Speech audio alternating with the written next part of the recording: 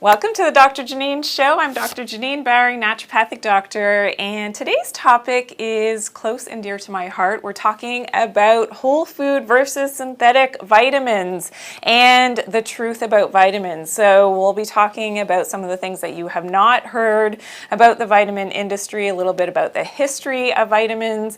Of course, I'll break it down what to look for in terms of synthetic versus whole food vitamins, and we will touch a little bit on fillers and flow agents, but that will be something that will be coming up in a future episode. I'll also share some tips as to what to actually look for when you're looking at vitamin labels and bottles, as to knowing, again, what to purchase and to make sure that that's going to work for you and for your body in terms of proper absorption. I'm going to be doing a great demonstration today as well to show you the difference between a synthetic and a whole food vitamin, and it really is remarkable and something that you can test at home as well with your own products. Also, I want you to make sure that you've got your vitamin bottles by your side. So take a few moments right now, if you're just tuning in, go and grab your vitamin bottles from your cupboard. And I'm going to be going through in very, great detail as to the things to look for, especially for some of those, the B vitamins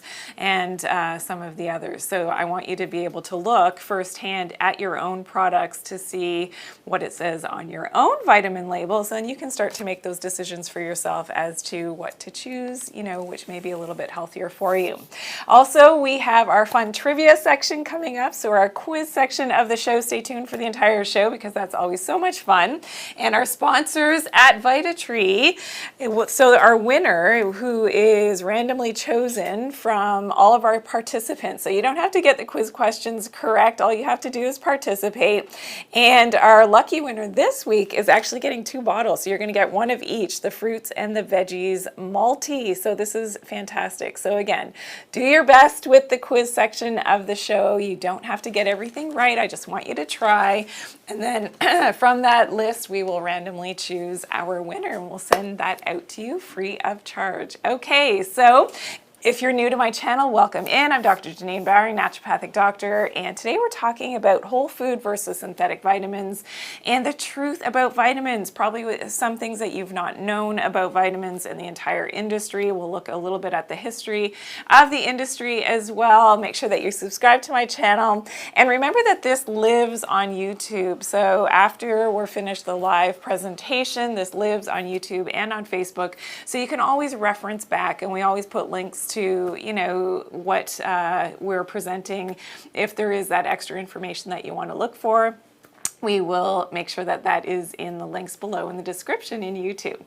Okay, so let's look a little bit at the history of vitamins. So it was someone by the name of Casimir Funk who actually coined the term vitamine in 1912, and he wrote a paper about this. And Funk was actually studying at London's Lister Institute and was working there, and started to look at the Asian populations because they started to come down with these symptoms, and it's known as beriberi, and that was from the consumption of polished white rice, which we know polished white rice will remove most of the essential B vitamins, and they started to have these symptoms. And this is where he started to think, okay, it was once thought that these symptoms and the beriberi was related to a toxin that the Asian populations were consuming, but he actually thought, okay, maybe it's not something toxic, maybe it's actually a deficiency of something because of that processing of the rice.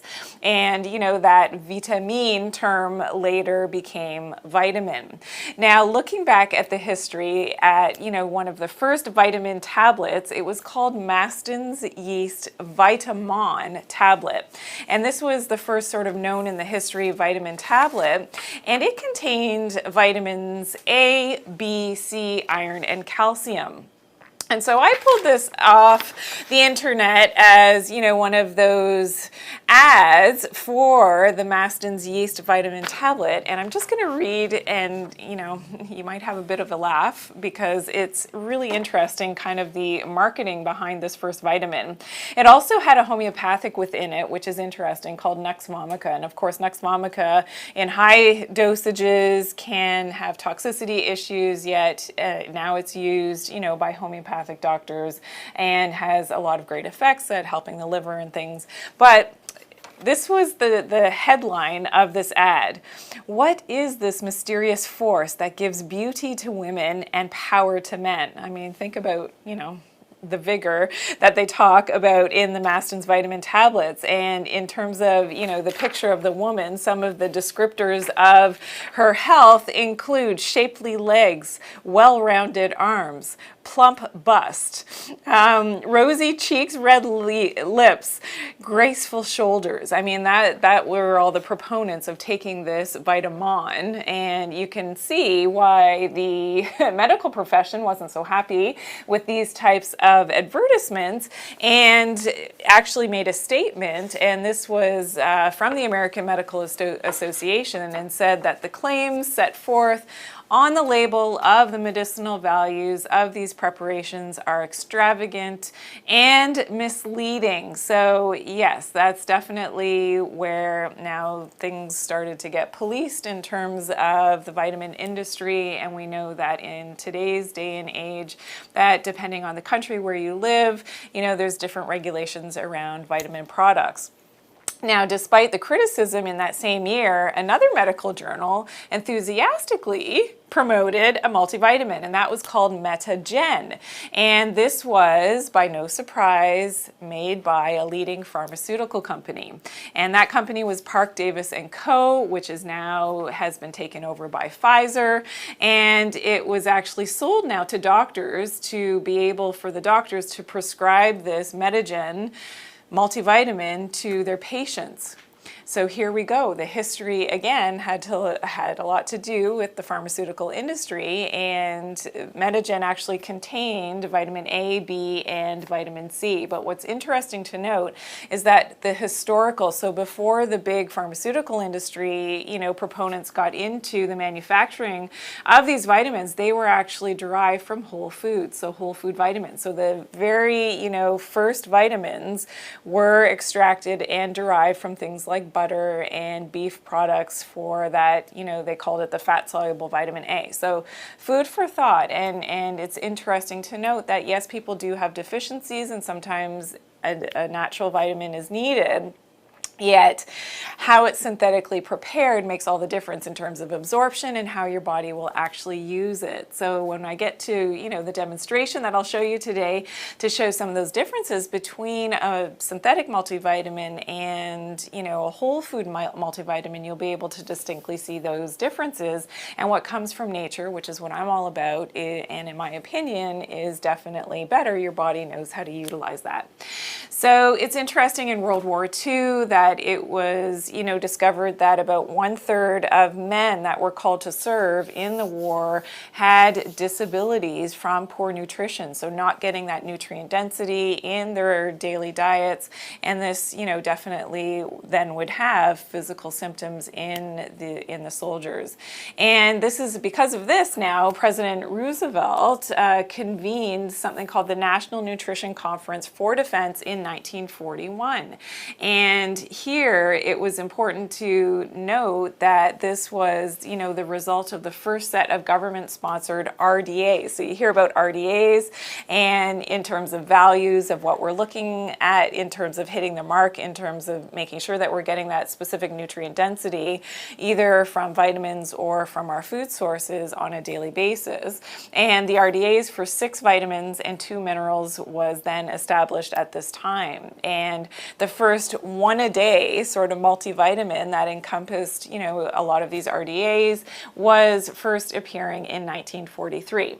So it was more recently discovered that more than 90% of Americans fall short on at least one essential vitamin or mineral in terms of their daily diet. And this was discovered by the Journal of Family Practice, and that was back in September 2016. So I would say the numbers are still probably pretty close to that, because a lot of Americans, North Americans, a lot of people worldwide simply don't get that proper nutrient density from their foods, and this is why that whole idea of, helping to fill in those gaps with vitamin supplementation is important.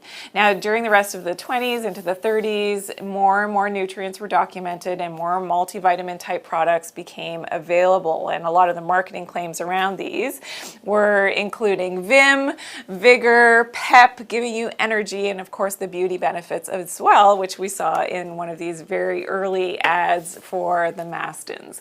So hello, I have a few people who are tuning in, some of our regulars. Hello to Kathleen on Facebook, nice to see you. On Fred, you're here on YouTube, nice to see you. Thank you for joining the show today.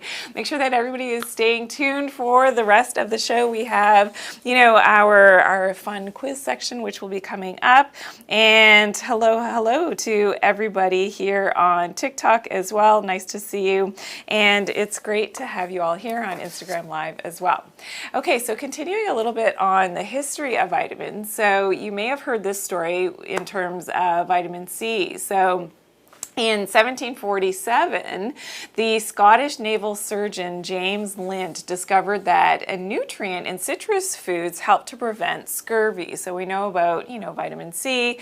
This is really important. And then it was actually, the vitamin C was rediscovered and identified in 1912 by Norwegian researchers Hoist and Froelich. So I believe it was Axel Hoist, and Theodor Froelich. So again, we're looking at history, we're looking at covering up those, making sure that people weren't symptomatic with scurvy and we're able to do that with vitamin C therapy. In 1935, vitamin C became the first vitamin to be artificially synthesized. So here we get into now synthetic vitamins, and this is, where we're sort of branching away from nature, and was this good or bad? And by the end of today's show, we'll leave that up for you to decide. So here's one of the things. When we look at vitamin C, definitely there is a distinct difference between whole food and synthetic vitamin C. So I want you to check your label. So everybody, if you've got your vitamin C or your multivitamin, so here's a picture of a vitamin C bottle, and we see that it says ascorbic acid. So in synthetic vitamins, ascorbic acid, so look for vitamin C on your label right now, and if it says ascorbic acid, this is typically made from GMO corn syrup. So we know that I'm not a big fan of corn syrup. Hydrogenated sugars, as well as acetone, so the stuff that you use to remove, ladies, your nail polish, or that they do at the salon. Yes, acetone, and hydrochloric acid, and often sulfuric acid, and that's how it's extracted. So again, the source being genetically modified ingredients. How good is that for our health? So definitely something to consider. Now, the difference is now with a whole food sourced vitamin C, things that you'll see on a label will include camu berries. And camu berries are 60 times more concentrated in vitamin C as compared up against oranges, which oranges often you hear is one of the high vitamin C foods. Another thing to look for on whole food sources for vitamin C are acerola cherries, and these again are 13 times more concentrated in vitamin C when you compare them up to oranges, and these are also known as Barbados cherries, so they do grow in Barbados but in other parts of the tropics as well. And amla berries, that would be another whole food source. And the thing about vitamin C in particular, in terms of absorption of that vitamin C so that it will help with collagen levels, help with immune system function, is that it's complex. So in the food themselves, it's complex with things like citrus bioflavonoids, if it's in a citrus fruit, and the other phytonutrients or phytochemicals which help with its absorption. So in that complex from nature, that's how Mother Nature designed for us to be able to absorb our nutrients. In nature, it's not just the vitamin C. So it is ascorbic acid in the fruit or vegetable, but it's complexed with those other nutrients. And that's why, again, a distinct difference between the whole food and the synthetic extraction will will just take out that ascorbic acid in synthetic vitamins. So that's why I wanted you to look for that on your vitamin label. But when it's in that fruit, then it will have those accessory nutrients to help with its absorption. And that's what makes the distinct difference as to how it's going to work in your body. Okay, let's look at vitamin B1 now. So on your vitamin label, I want you to look for these ingredients. It'll say thiamine mononitrate. It may say thiamine hydrochloride. So thiamine mononitrate or thiamine hydrochloride. So to look for that, it'll say B1, and then in brackets, it'll say one of those. And this is made from ammonia, coal tar, acetone, again, think of removing nail polish, and hydrochloric acid. And in this synthetic form, it has a crystalline structure, and this can actually cause digestive problems for some people that are sensitive, joint pains as well. So again, your typical B1, this could be in your B complex vitamin as well. If it's one of these synthetic sources, it can actually be causing you symptoms that you wouldn't know are related to taking that vitamin. Now, getting your vitamin B1 from whole food sources is definitely better. So from a healthy diet, because in nature and in food sources that contain vitamin B1, it's actually bound to phosphates, and that's something that is good. We want this because it's naturally occurring in the food. So some of the non-vegetarian sources of B1 include pork, salmon, and mussels. So yeah, so you can definitely get your B1 from food. Some of the vegetarian sources include oats, as well as flax seeds contain vitamin B1, green peas as well, which are fantastic. Asparagus also has vitamin B1, and spirulina. So these are all great sources. I love spirulina. It's a blue-green algae, so that's fantastic for, you know, protein source for vegetarians, but also has so many other nutrients, which is awesome. Okay, so let's look at now whole food versus synthetic vitamin B2. So here we can see, I want you to look on your labels, so it'll say B2, riboflavin. It may say pantothenic acid, and this is made from a combination of acetic acid and nitrogen. So again, chemically derived, and in terms of, you know, it could be from GMO bacterial fermentation. So again, not always the best way to maybe get your vitamin B2. And when you're looking for a whole food source, so from the best food sources of vitamin B2 include beef liver. Of course, if you're not a vegetarian, yogurt as well will have some vitamin B2, and eggs have some natural vitamin B2. When we look at the vegetarian sources for B2, so spinach is fantastic, as well as almonds, one of my favorites, spirulina again, and also chlorella, so those blue-green algae, which are fantastic in terms of giving you a whole mixture of your B vitamins. Okay, now let's look at vitamin B3. So check your vitamin labels again, either your B complex or this will commonly be in your multivitamin. So B3 is either called niacin, niacinamide, or nicotinamide. And this is usually made from coal tar, again, ammonia, some mixture of different acids to extract it, 3-cyanopyridine, and formaldehyde. So yeah, what's embalming dead bodies, formaldehyde. Again, you didn't know, but that's why I educate people about these things, because, you know, what you think is a natural vitamin isn't always a natural vitamin. So this is one that I actually had the opportunity to be, you know, sort of told to experiment on. So when we were at the naturopathic college, this is going back a long time ago, back in the 90s, when I was in school at the Canadian College of Naturopathic Medicine. So our nutrition teacher at the time passed out a bottle of niacin because he wanted us to experience something called the Niacin Flush. And the Niacin Flush is something that people commonly will experience from taking niacin, so the synthetic form of vitamin B3. And we had to keep taking the tablets until we actually experienced the flush. So I took one, there was nothing happening. And usually the flush will happen if anybody's experienced this before. You're freaking out, you don't know why. You're starting to have a red red, itchy, very uncomfortable, and rash. And maybe it's because you started to take a new multivitamin or a B complex. If it has niacin in it, this is something to be aware of, and something that maybe not always the doctor is going to sort of ask you, okay, did you take a new vitamin? They may miss this, and naturopaths as well. So we would I took one, nothing happened. Okay, take another, said the teacher. So, and people were already starting to react. I'm like, I don't have it, nothing's happening. So I took another tablet, still nothing. And we waited, 5-10 minutes, still nothing happened. Take another one. So I took the third tablet, and sure enough, oh my God, I was like on fire and had the Niacin Flush. And the teacher, wanted us to experience that, because should our patients come in and have a Niacin Flush, then we knew exactly what that was. So not an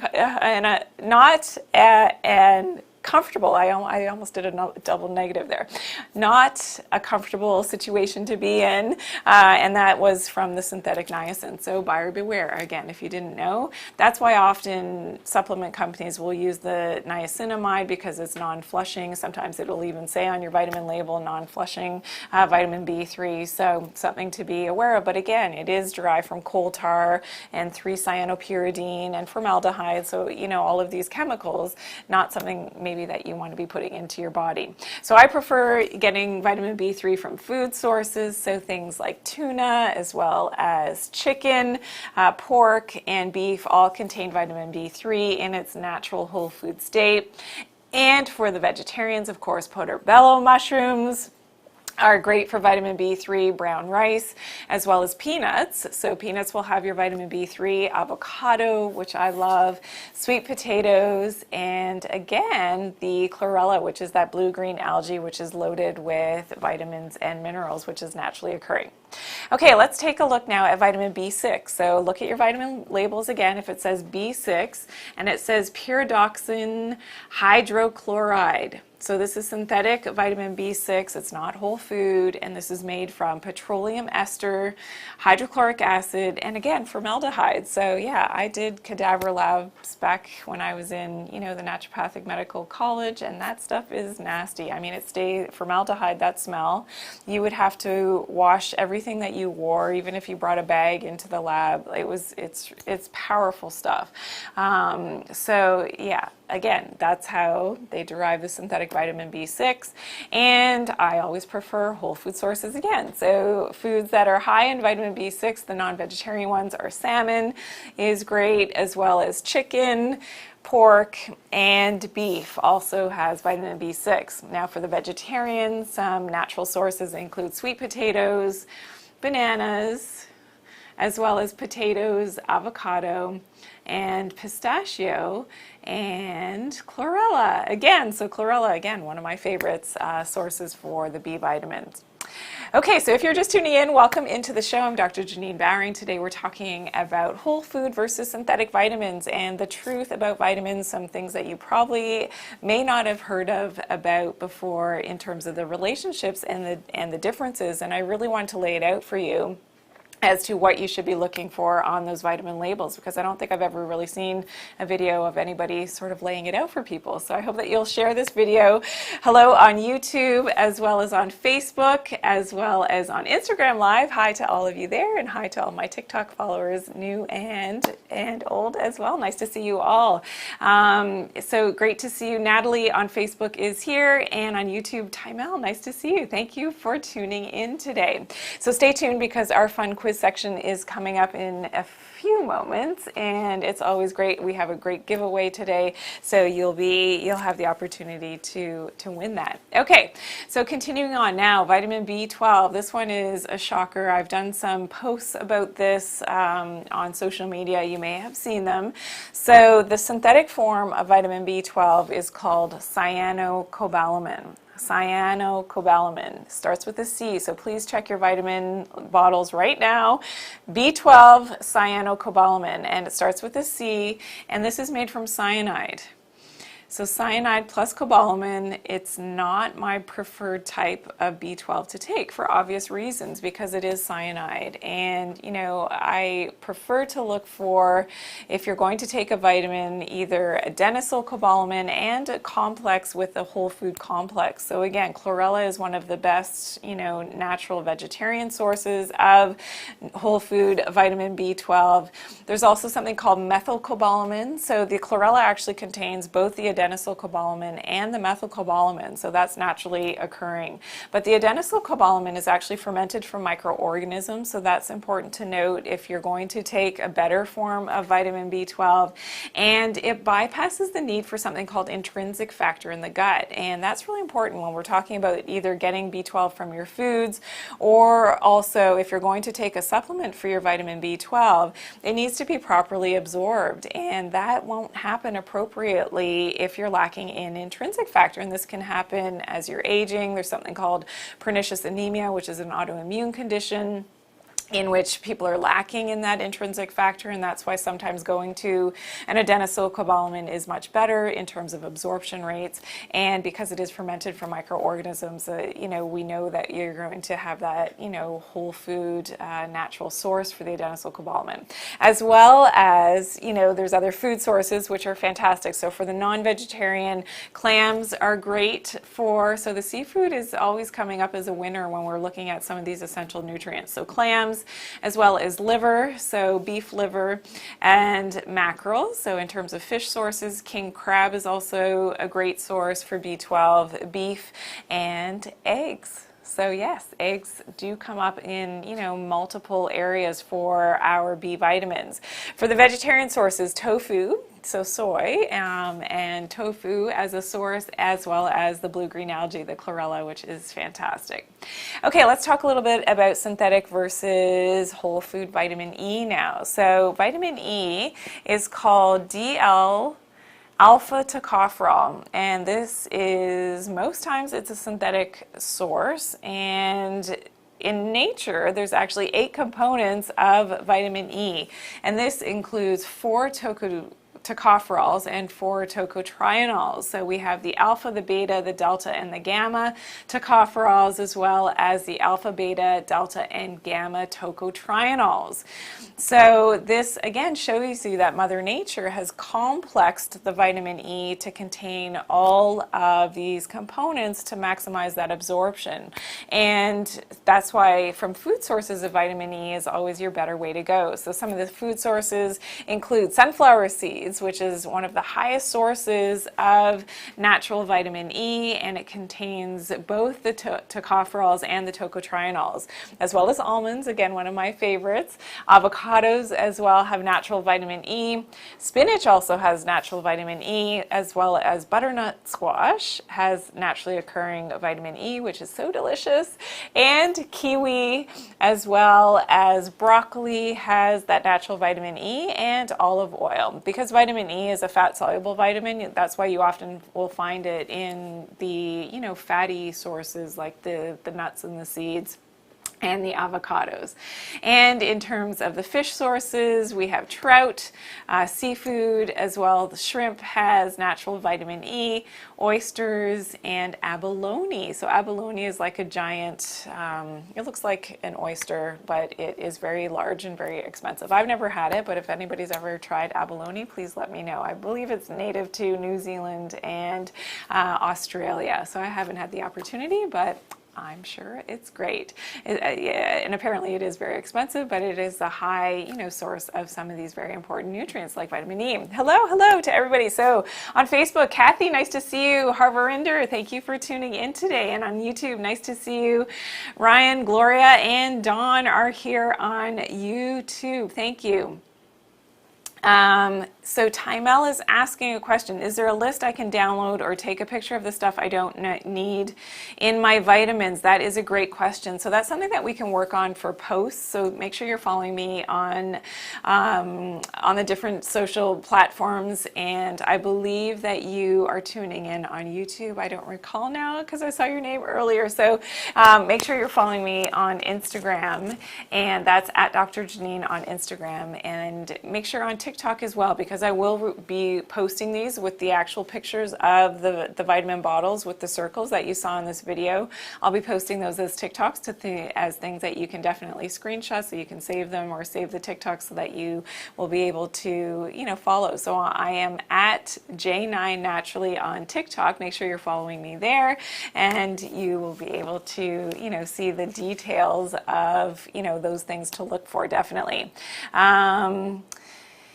Okay, Ryan is asking, liver has heme iron and is harmful, right? No, so that's a great question. So heme iron is not harmful. I mean, if depending on where your iron levels are at, so typically women will have lower iron levels as compared to men, depends if you have a blood disorder. So that's a very specific question, Ryan. But the heme iron, in terms of people who have an iron deficiency, that's the type that is often best absorbed from liver and the meat sources. So it's only dangerous to those who have maybe a blood disorder, or if you're too high in your iron levels. So these are great questions. Thank you for asking. Okay, and make sure you stay on the line, because after the show has streamed on YouTube and Facebook, I will be staying on with my Instagram and with my TikTok followers. Okay, so now I'm going to show you a little demonstration to show you a little bit about the difference between whole food versus the synthetic vitamins. So, as an example, I have a typical multivitamin here that we can take a look at. So if we want to come in on this, I will show you. So this is typically, a hard tablet. There is often a lot of fillers and flow agents to actually help to make that tablet hard and solid and keep everything together. Now I have some vinegar here. So really what we should see, and vinegar, simulates our digestive juices in terms of digestion in our stomach. When I drop that in, I should really see that on contact. In terms of that multivitamin, we should be able to see that start to break down. And you can see that not too much is happening there. And that's why when people say, oh, vitamins don't really work so well, they're not, the best thing to be taking. We don't need to take vitamins. You hear all of these stories, and people have done, television programs and specials about these things. And sometimes I have to agree with them, to be honest, because if it is synthetically made and it contains a lot of those synthetic ingredients that I discussed today, you're not going to see too much happening. And that's why the question as to how well it's actually absorbed is a very good question. Okay, so here we see the distinct difference. Now this is a whole food vitamin that I've actually opened up into just some water. So it's not even vinegar. I've opened this up into water. And you can see that vibrant coloration from those superfood fruits and vegetables that in this multi now have actually colored the water itself. So you can see the powder of, those freeze-dried fruits and vegetables. Okay, now we can start to see this starting to break down very slowly, but it's, much much slower than what I would want. And again, does this look natural to you? I mean, it doesn't look like fruits and vegetables as we're supposed to get our nutrients from nature. You're not seeing, that, and we can see some artificial color, definitely, that yellow coloration. So just, things to be aware of. But here we see the vibrancy, and, in nature, the fruits and vegetables themselves, the reason why they are so brightly pigmented, and often the superfoods have the darkest pigment, is for that protection and the UV protection from the sunlight. And so the higher the concentration of that sunlight, usually the higher pigmentation either in the skin or in the fruit itself, and the highest amount of antioxidants. So that's something, that you may have heard before, but really interesting to note that those superfoods are fantastic. So you can see the distinct difference, and that's, between that multivitamin and, the naturally occurring fruit pigments from those fruits themselves. Okay, so now I'm going to share with you some tips as to, how to find the best vitamins and what you're actually looking for in terms of whole food versus those synthetically made, chemically made and derived vitamins, and whether that's your multivitamin, this could be your B complex, this could be the standalone. I know a lot of people, they read or they learn about vitamin B6 or vitamin E or vitamin C, and they purchase, you know, those separate vitamins. So it's not always in a you know, one complex or a multivitamin. Often a lot of consumers are purchasing separate vitamins. So one thing to look for on the label itself is if it says that it is whole food. So if it's coming from food sources, then this is definitely something that you can look for on a label, or when you go to that, you know, website for the company who is manufacturing those vitamins. Is it a whole food vitamin company? And that's, you know, there's whole food and then there's real whole food. So that's a whole other, you know, topic to discuss, but that's something definitely to take into consideration. That's something that I'll do in a future video in terms of knowing what a real whole food company is. Another thing to look for is to read the label list and look at the ingredients, and really, you know, if it sounds like a chemical, it's usually a chemical. If it sounds like something natural, then if it's a berry or if it's a plant, something that you recognize from nature, something that you've had before in your diet, that you've eaten before, then, you know, that's pretty much going to tell you that that's a whole food ingredient. If it sounds like a chemical, it usually is. If it's not something you can pronounce really well, then usually that's a synthetic form of those vitamins. Now, another thing to look for is to ask about testing. So, you know, a reputable vitamin company will do testing both on raw materials but also the finished product. And, you know, in the industry, it's something that can often fly under the radar, and not everyone is doing it all the time. So that's another, you know, great question that you can ask for. You don't need to see the test results yourself, but, you know, just asking the company if they do the testing both pre and post production is a very important thing to know as well. And also, you should be looking for that GMP certification on the labels, which ensures that, you know, that company has gone through vigorous quality control. And you also want to know who stands behind that product. So you know, who's doing the formulations, who's doing the research?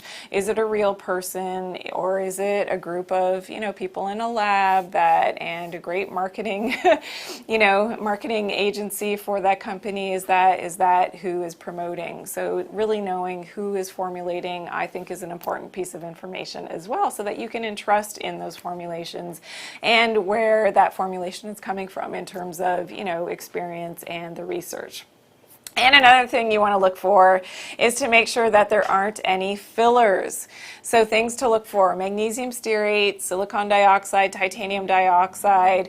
This is something that I'll be discussing at length in next week's show. So make sure you tune in next Monday at the same time, 12 noon Eastern Standard Time, and join me. And I'm going to go into depth about these, you know, toxic fillers that can often be, and most times are, in your vitamin products, and you didn't even know about them. And I'll be doing a great demonstration on the magnesium stearate as well, which you will love. So make sure you tune in next week to, you know, learn more about that.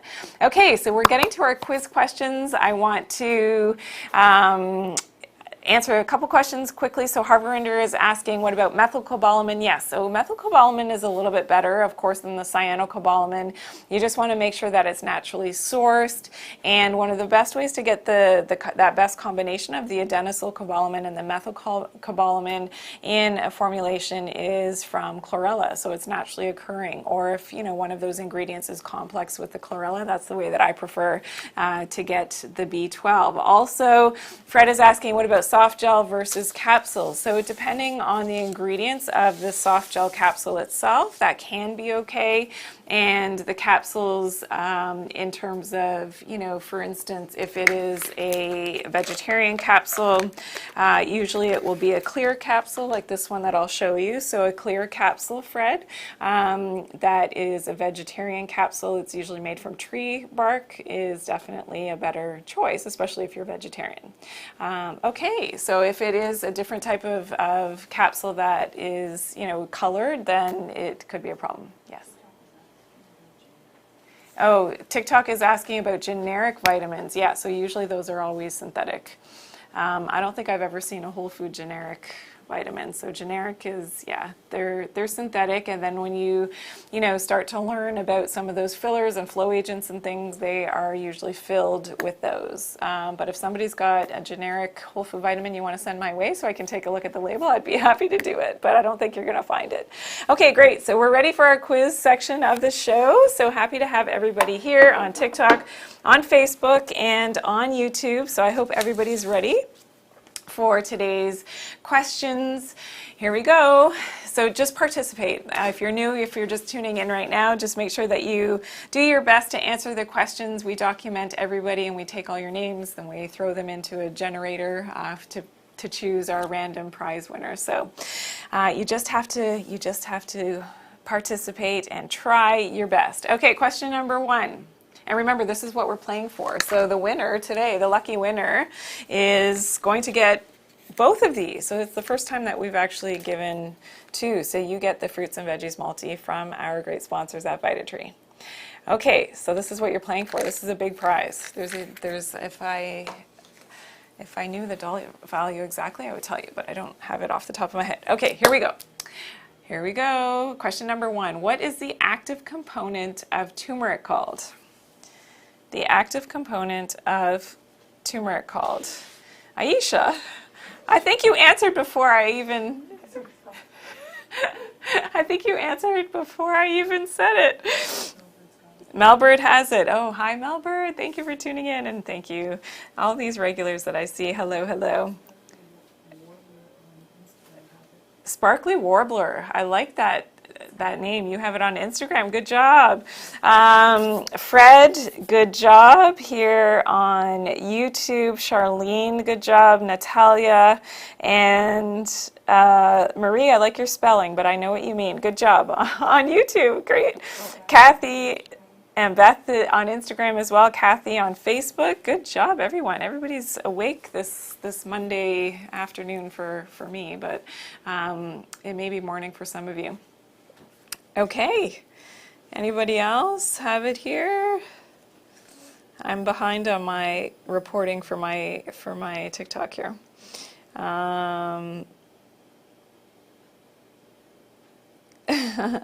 Francis, hello, nice to see you. Apple's here from Thailand. Wow. Okay, I'm behind on my. Okay, Mark, you like this. Okay, everyone, so the answer is the active component of turmeric is called curcumin. So curcumin is this is something we talked about last week in last week's show. So if you missed it, make sure you look back on YouTube. You can see it there, on Facebook as well, where I talked all about turmeric and curcumin. And curcumin is actually the umbrella term for 3 of the curcuminoids, and there's other curcuminoids. Okay. Question number 2. What helps the absorption of turmeric? What helps the absorption of turmeric? If you can give me more than one thing, I'll be pleasantly surprised, but you only have to give one. Hello. Ro is here. Again, nice to see you. Thank you for tuning in. Okay, so we're in the quiz section. This is question 2. Yes, Mark is good, and we have it on Instagram. We also have, thank you. We also have, anybody else? Facebook is slower today. Warbler, Mark, Sparkly Warbler's got it on Instagram. Good job. Anybody else? With Anna on TikTok is very quick, as well as, I missed a few of you. Will Chapman on TikTok. Cash Z View on TikTok, Latina, also Donna on TikTok, RGM Clure on TikTok, Clarissa, John Era Lopez, 2021, with Anna, Rose got it, Manda Muini, Liz. TikTok is really active today. Awesome, and everybody is Aisha. Aisha gave me 2. That's my girl. Good job. Nadia on Instagram as well. Lots of great answers. And on YouTube, Fred, good job. Marie, also good job. Natalia, good job. Okay, everyone. So here are the possible answers. So fat helps the absorption, as well as black pepper and quercetin. So Aisha was the only one who added the quercetin. So good job there. From what I could see in the answers. Okay, this is great. Okay, question number 3. This is too easy. Okay, true or false? Curcumin can help leptin levels. True or false? Curcumin can help leptin levels. You know I'm all about the leptin resistance. True or false? Malbird, fast. Good job. Steve Backup is here. Nice to see you. Good job. And Sarah, Nadia on Instagram. Good job as well. Kathy Morgan, Harvarinder on Facebook. Very fast, everybody. Natalia, good job. Fred, good job. Charlene, Mark Bussey, Marie, good job. Beck, Praising Lady is here as well. Nice to see you. All the regulars from before. This is great. Okay. Anybody else want to take a stab at it? Julie, Rebecca, good job. Aisha, good job. Kathy, good job. Anybody else? Rose got it. With Anna. Thanks for the follows, everyone, as well. I see that happening too. Okay, so the answer is, of course, it's true. Of course. So yeah, so leptin, if you've missed any of my posts, if you're new, just tuning in, please check out, I come back to leptin all the time, so leptin resistance, so please check out my YouTube videos all about leptin resistance, why it's important for weight loss, for thyroid levels, for metabolism, for inflammation, for autoimmunity, for circadian rhythms, for your sleep. It has a lot to do with everything, so please check out my videos on leptin resistance. Okay, question number 4. What percentage of curcuminoids should you look for in a turmeric supplement? What percentage of curcuminoids should you look for in a turmeric supplement? Anybody know? This one's a little bit trickier unless you've been watching the shows. Thank you for the likes. Thank you, Steve. Anybody know this one? Charlene, good try. All you have to do is try, everyone. Charlene took a stab at it, and I appreciate that on YouTube. Good job. You're not afraid to try, so that's good. This is a fun thing. Don't think like you're in school and you're gonna get it wrong. It's fun. It's fun. So just take a stab at it. I knew, Aisha. Aisha, you never fail to impress. Good try, Clarissa. Steve Backup, good try. Anybody else?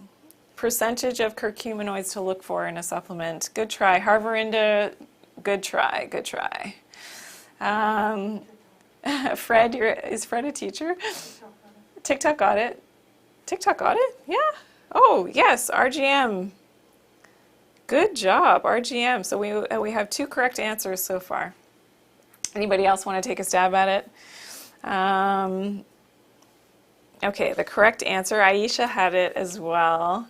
So Aisha and RGM is 95 percentile. So that's what you're looking for. A really good turmeric curcumin supplement is going to have that 95 percentile of the curcuminoids, which is your active component of your turmeric. That has all of the benefits, whether it's the beauty benefits, the anti-inflammatory benefits. So yeah, so that's great. Good job. Okay, one more question, last question for today. Everybody do your best. Yeah, again, it's a 50-50. Here we go. True or false? Curcumin is a COX-2 inhibitor. True or false? Curcumin is a COX-2 inhibitor. Anybody know this one?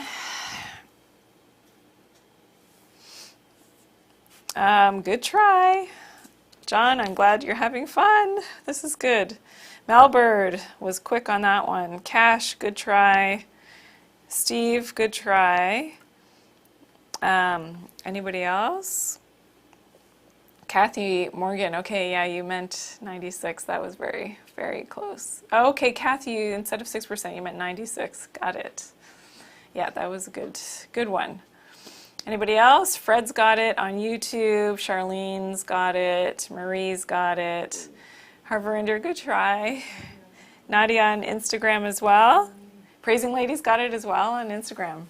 Good job, everyone. Anybody else on TikTok? Lee, no. Melbird, you've got it. Madawini, no. Clarissa Drummond. Diamond Head, good job.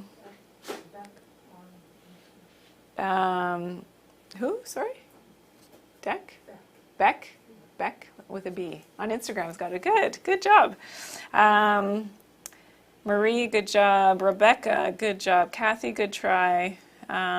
Anybody else on Facebook? If anybody can tell me what a COX-2 inhibitor is, I'll give you bonus points. No, I'm kidding. Some people know what it is. Huh? Okay, so the answer is, anybody else? Last try, last question. Rebecca. Wow, Melbird. Jeez, good job. Yeah, Nadia, good job as well. Okay, nice to see you. DC Integrated Health just joined in. You just joined in at the tail end of the show. So we just finished our quiz section of the show. And yeah, I asked what a COX-2 inhibitor is. That wasn't the real question, but is curcumin a COX-2 inhibitor, true or false? The answer is true. Yes, it is. So a COX-2 inhibitor is an anti-inflammatory, often for pain as well. And the great thing about curcumin being natural is that it's actually been compared up against some of the conventional pharmaceuticals as COX-2 inhibitors, and the curcumin has actually fared better in the studies in terms of having that anti-pain, so analgesic and anti-inflammatory effect, without, of course, the negative side effects that go along with the conventional drugs for pain and inflammation. So that's something that we talked about in last week's show. So if you missed it, make sure you check it out here on YouTube and on Facebook as well. And I'm going to be wrapping it up now, but stay tuned on Instagram Live and on TikTok. I will stick around to answer any other questions that you may have, or just to say hello and where you're from. So if you've got questions about today's video or comments, I would love to hear from you. So please do put them in the comment section below. Also be sure to share this video with your friends and family, someone that you know who will benefit and who needs to know the difference. Maybe you've got that friend who takes a ton of synthetic vitamins now that you know that they're synthetic, and you know they've got to maybe change up their routine a little bit. And also I appreciate a big thumbs up and all the gifts and presents that you and the likes that you send during the videos, so I truly appreciate that.